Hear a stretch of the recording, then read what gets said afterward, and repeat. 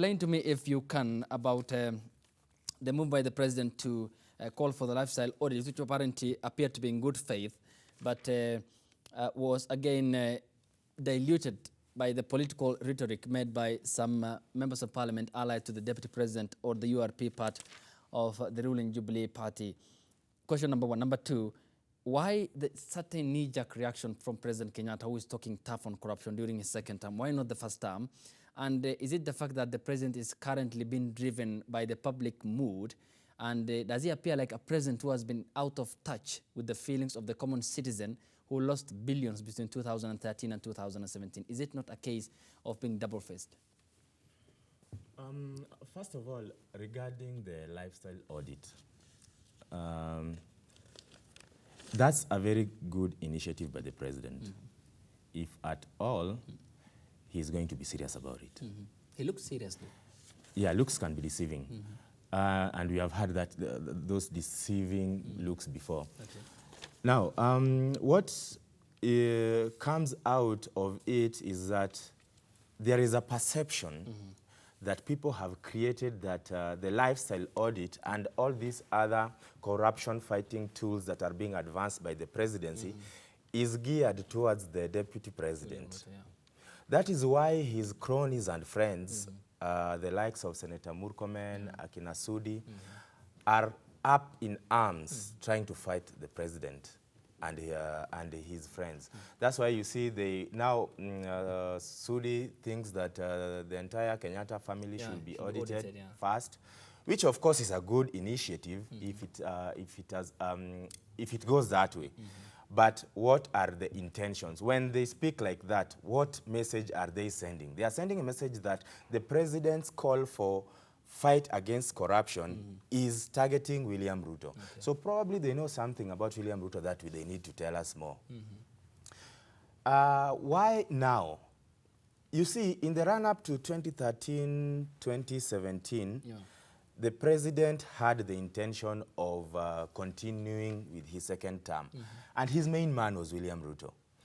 And politically speaking, every politician will want their main man to be safe. Now, going from now to 2022, the president is not eyeing any seat. Now, he doesn't need anyone to help him to amass the numbers for an election.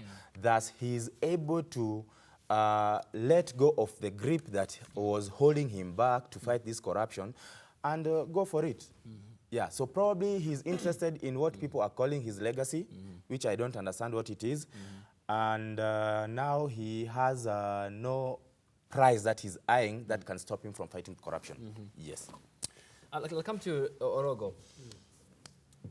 The fight against corruption in 2015, the process by the investigative agencies and, of course, the national government was flawed and it failed. And that is made evident by the fact that the High Court acquitted all the suspects in the 791 million case at the Ministry of Devolution in 2015. We are now a tough-talking president. Unexpectedly now announces, the fight against corruption, suspended all state procurement officers, now says he should be audited, his DP should be audited, but we have the political note attached to this. Is it likely going to be having consequences that will drive the country towards the end, the end goal, which is to wipe corruption out of this country? Well, I think, like my colleague has mentioned, is, and you also brought that very clearly. What you're asking, is the legacy more important than the taxpayers' money? And I think the fight against this graft has been lacking a very strong political goodwill for some time. And while it seems between the period of 2013 to 2017, there was no synergy from both ends. While you could actually see that the office of the Auditor General is an independent office. The Office of Control of Budget was an independent office. But then it's the opposition leader by that time that could actually raise up these scandals, trying to be like a whistleblower when it came, for example, to the issues of Eurobond and all other scandals that were coming by that time. So you could actually see that the government would actually, much of the fight against corruption by that time would be hell-bent on what Raila was going to come up with in the next dossier. But then, as you see what is going on, because now the March 9th handshake has bring a lot of impetus in terms of giving the president the energy to jointly bring on board the opposition for the political goodwill, not for them to probably come in cahoot, but probably so that there would be a support. But he has won, isn't it, after the handshake? Not yet, because then you see there is more and more that the Auditor General is actually coming up with. There is more realization, there is more dossier that is still coming up with from the office of the Auditor General. But the most important thing that I see right now, like my colleague has mentioned, is that President Kenyatta want to leave nothing to chance, especially when this issue about corruption will come his burden. Will be his burden, will be his point of judgment, will be where the citizens and the whole public is going to weigh him.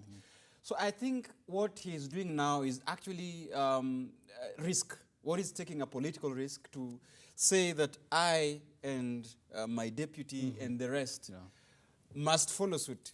Because now I think he's coming to a time where he must now separate, trying to bring a very intricate political balance and making sure that he wins the public trust insofar as fighting corruption is.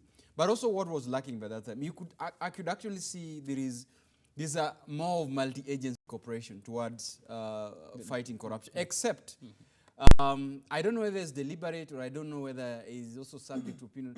The Ethics and Anti-Corruption Commission is not so much into the public limelight when it's issues of graft is being discussed. You could actually see is the Director of Criminal Investigation and the Office of Director of Public Prosecution.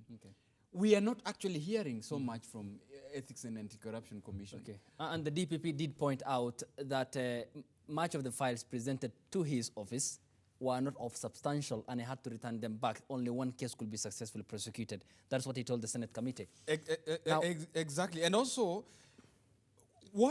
it also brings to the question, why would the allocation for judiciary has been drastically reduced in this financial year? Including the scrapping of the medical cover. Yes. So it's actually begs a lot to the question.